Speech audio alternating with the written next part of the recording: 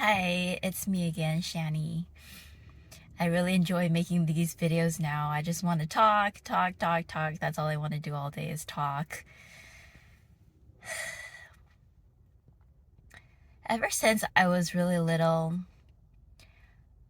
I've always just been so attracted to the people that everybody hates.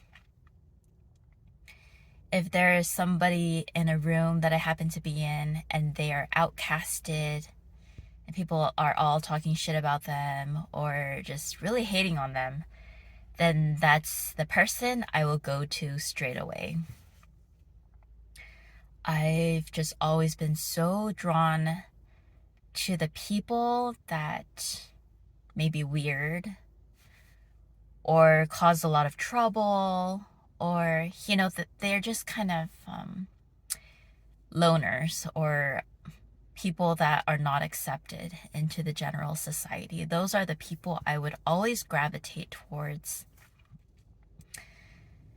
And even when I became a teacher, that didn't change. My focus would always dart to the one student who was so troubled, who was ostracized, who was very problematic, who displayed very bad behavioral symptoms. I always wanted to help the people who seemed like they were in the most pain. Somehow, the side of me that wants to nurture just gets such a satisfaction from doing good and trying to assist those who are not in the greatest place. And whenever they show a little happiness or a little bit of improvement from the sadness they were in before, that was my gratification.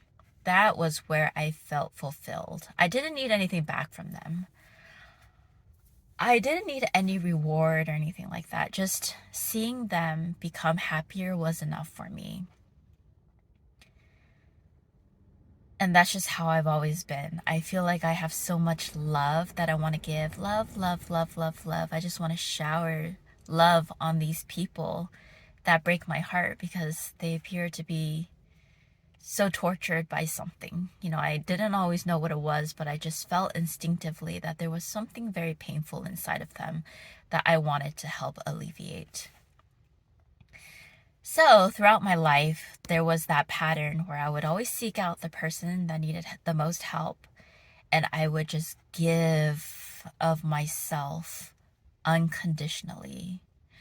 I would give and give and give and give and give and give and give. I would reserve nothing. I would withhold nothing. I would just give them everything that I had. Now I'm 36, gonna be 37. So upon reflecting about my life thus far and having this character trait, I realized that I haven't done much to truly help these people. The cycle hasn't really worked. The cycle where I give and they take, it hasn't really succeeded thus far, because what usually ended up happening is that I would give and give and give to these people, and one day, usually, I would have had enough. There was only so much I could give. And then one day when I was having a bad day, then I would kind of just have had it. And I would show that side of me where I was frustrated. And then the other person wouldn't be able to take it. And somehow it would always end badly. The relationship would always sever because I only had so much to give. And it wasn't enough. It wasn't ever enough. They always would want more. And so there was never a point where that person had enough of the love that I gave. There was always a lack. They needed more, and I couldn't give any more. What I realized is that these people, they're like a pot. Oh, is the camera right there? I can't even see. Okay, yeah, they're right there. So it's like a pot, and normal people who are healthy and happy, their pot is intact. So as soon as you give love to them, pretty soon their vessel is going to be full and they feel very satisfied and very content. But the people who have had things happen to them and they're full of trauma, they have a bottomless pot. The bottom of the pot is not there. It's a hole. So no matter how much love you give into their pot, it just goes straight out the bottom.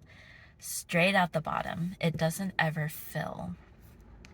Now, no one can give endlessly forever unless you're superhuman. But otherwise, if you're a regular human, and even if you have a big capacity to care and to love, but one day that care and love will run out because everybody has their limits.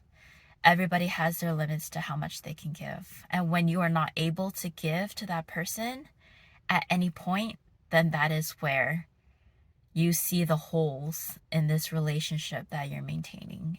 It doesn't work. Their pot needs to be patched up in order for this to work. They need to patch up their hole. And what I've learned about myself is that in this process, I have to establish boundaries.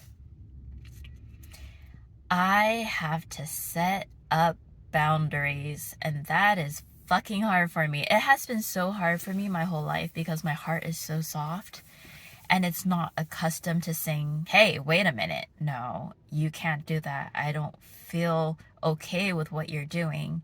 It feels very unnatural to say that because I just want to keep giving. I just want to keep loving. So to withhold anything feels very unnatural.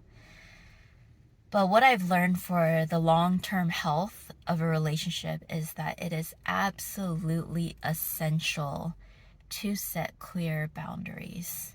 That is how you sustain this cycle of wanting to help other people.